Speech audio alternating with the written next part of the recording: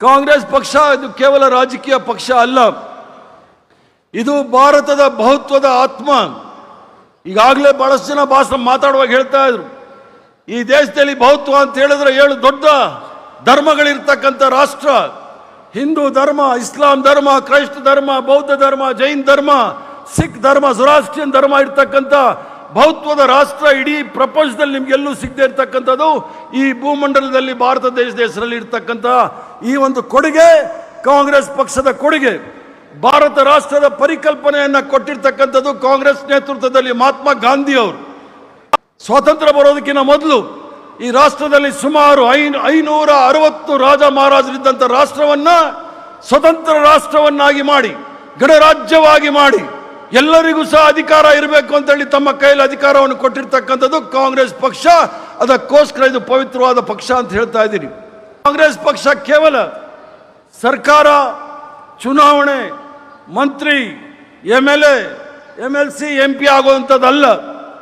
ಈ ರಾಷ್ಟ್ರಕ್ಕೆ ಕೊಟ್ಟಿರ್ತಕ್ಕಂಥ ಬಾಬಾ ಸಾಹೇಬ್ ಭೀಮರಾವ್ ಅಂಬೇಡ್ಕರ್ ಅವರು, ಪಂಡಿತ್ ಜವಾಹರ್ಲಾಲ್ ನೆಹರು ಅವರ ನೇತೃತ್ವದಲ್ಲಿ ಕೊಟ್ಟಿರ್ತಕ್ಕಂಥ ಸಂವಿಧಾನವನ್ನ ರಕ್ಷಣೆ ಮಾಡಿಕೊಂಡು ಮುಂದೆ ತೆಗೆದುಕೊಂಡು ಹೋಗ್ತಕ್ಕಂಥ ದೊಡ್ಡ ಸಂಕಲ್ಪವನ್ನು ನಾವು ತೆಗೆದುಕೊಳ್ಬೇಕಾಗಿದೆ. ಈಗ ರಾಜಕಾರಣಕ್ಕೆ ಬಂದ್ರೆ ಬರುವಾಗ ಜೀವನ ಮಾಡ್ಲಿಕ್ಕೋಸ್ಕರ ರಾಜಕಾರಣಕ್ಕೆ ಬರಬೇಡಿ. ರಾಜಕಾರಣಕ್ಕೆ ಬಂದ್ರೆ ಬಡವರ, ದೀನ ದಲಿತರ ಜೀವನವನ್ನ ಬದಲಾವಣೆ ಮಾಡ್ಲಿಕ್ಕೋಸ್ಕರ ರಾಜಕಾರಣಕ್ಕೆ ಬನ್ನಿ ಅಂತ ಹೇಳಿ ಬಾಬಾ ಸಾಹೇಬ್ ಭೀಮರಾವ್ ಅಂಬೇಡ್ಕರ್ ಅವರು ಹೇಳ್ತಾರೆ. ದೇಶದ ಅತ್ಯಂತ ಬಡ ಮತ್ತು ದುರ್ಬಲ ವ್ಯಕ್ತಿಯನ್ನು ನೆನಪಿಸ್ಕೊಳ್ಬೇಕು ಅಂತೇಳಿ ಮಹಾತ್ಮ ಗಾಂಧಿ ಅವರು ಹೇಳ್ತಾರೆ.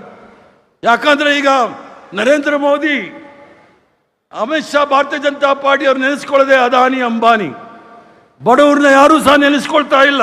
ಆದರೆ ಮಹಾತ್ಮ ಗಾಂಧಿ ಅವರು, ಈ ರಾಷ್ಟ್ರಪಿತ ಮಹಾತ್ಮ ಗಾಂಧಿ ಅವರು ಹೇಳಿದ್ದು, ದೇಶದ ಅತ್ಯಂತ ಬಡ ಮತ್ತು ದುರ್ಬಲ ವ್ಯಕ್ತಿಯನ್ನು ನೆನೆಸ್ಕೊಳ್ಳಿ, ನೀವು ತೆಗೆದುಕೊಳ್ಳುವ ನಿರ್ಧಾರವು ಅವನ ಬದುಕನ್ನು ಉತ್ತಮಗೊಳಿಸ್ತದೆ ಎಂದು ಪರಿಶೀಲಿಸಬೇಕಾಗುತ್ತೆ ಅಂತೇಳಿ ಮಹಾತ್ಮ ಗಾಂಧಿ ಅವರು ಹೇಳ್ತಾರೆ.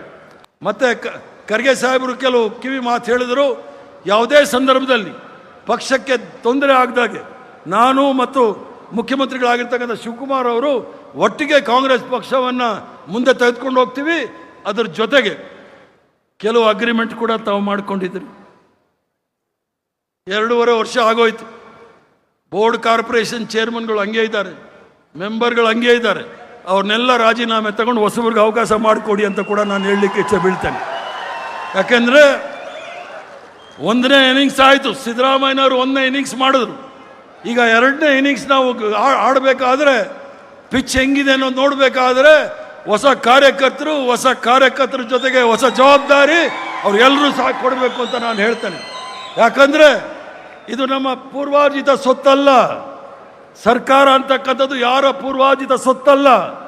ನೀವು ಏನು ಸರ್ಕಾರವನ್ನು ರಚನೆ ಮಾಡಲಿಕ್ಕೆ ಸಹಾಯ ಮಾಡಿದ್ರಿ, ರಕ್ತ ಬೆವರು ಸುಲ್ಸ್ ಮಾಡಿದಿರಿ, ಆ ಸರ್ಕಾರದ ಫಲ ನಿಮಗೂ ಸಹ ಸಿಗಬೇಕು ಅಂತೇಳಿ ನಾನು ಹೇಳ್ತೇನೆ. ಮತ್ತೆ ನನ್ನ ಜೀವನದಲ್ಲಿ ರಾಜಕೀಯ ಜೀವನದಲ್ಲಿ ನಾನು ಯಾವತ್ತೂ ಸಹ ವಿಧಾನಸೌಧ, ಪಾರ್ಲಿಮೆಂಟ್ ಓಡಾಡ್ದವನಲ್ಲ, ಲೆಟರ್ ಗಿಟರ್ ಇಟ್ಕೊಂಡು ಓಡಾಡ್ದವನಲ್ಲ, ಫೈಲ್ ಇಟ್ಕೊಂಡು ಓಡಾಡ್ದವನಲ್ಲ. ಕಾಂಗ್ರೆಸ್ ಪಕ್ಷ ಪವಿತ್ರವಾದ ಪಕ್ಷ. ಸಾವಿರಾರು ಜನ ಪ್ರಾಣಾರ್ಪಣೆ ಮಾಡಿ, ಲಕ್ಷಾಂತರ ಜನ ತ್ಯಾಗ ಮಾಡಿ ಈ ಪಕ್ಷವನ್ನು ಈ ರಾಷ್ಟ್ರದಲ್ಲಿ ಇಟ್ಟಿದ್ದಾರೆ. ಇಡೀ ಪ್ರಪಂಚದಲ್ಲಿ ಹೆಸರುವಾಸಿಯಾಗಿರ್ತಂಥ ಪಕ್ಷ. ಇದನ್ನು ಬಲಿಷ್ಠವಾಗಿ ಬೆಳೆಸಬೇಕು ಅಂತೇಳಿ ಭಾರತ್ ಸೇವಾದಳದಲ್ಲಿ ಮೊದಲನೇ ಹೆಜ್ಜೆ ಶೇಷಾಪುರಂ ಸ್ಕೂಲು, NSUI, MES ಕಾಲೇಜಲ್ಲಿ NSUI, ನನ್ನ ಗುರುಗಳಾದ H. ನರಸಿಂಹಯ್ಯನವರು MPL ಶಾಸ್ತ್ರಿಗಳು. ಅವರು MPL ಶಾಸ್ತ್ರಿಗಳು ಒಬ್ಬ ಒಂದು ಕಾಲೇಜಿನ ಅಧ್ಯಕ್ಷರಾಗಿ ಏನು ಮಾಡಬೇಕು ಅಂತ ಹೇಳ್ಕೊಟ್ಟಿರ್ತಕ್ಕಂಥದ್ದು ಈಗಲೂ ಸಹ ನಮಗೆ ಉಪಯೋಗಕ್ಕೆ ಬರ್ತಾ ಇದೆ. H. ನರಸಿಂಹಯ್ಯನವರು ಬೆಂಗಳೂರು ಯೂನಿವರ್ಸಿಟಿಯ ವೈಸ್ ಚಾನ್ಸಲರ್ ಇದ್ದರು.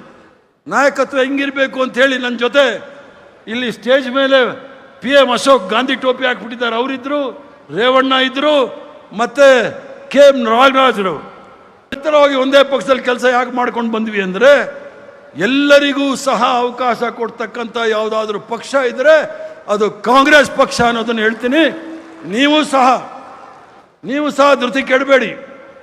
ನಾನು ಯಾವುದೇ ದೊಡ್ಡ ಜಾತಿಯಿಂದ ಬಂದವನಲ್ಲ, ನಾನು ಯಾವುದೇ ದೊಡ್ಡ ಬಂಡವಾಳಶಾಹಿ ಅಲ್ಲ.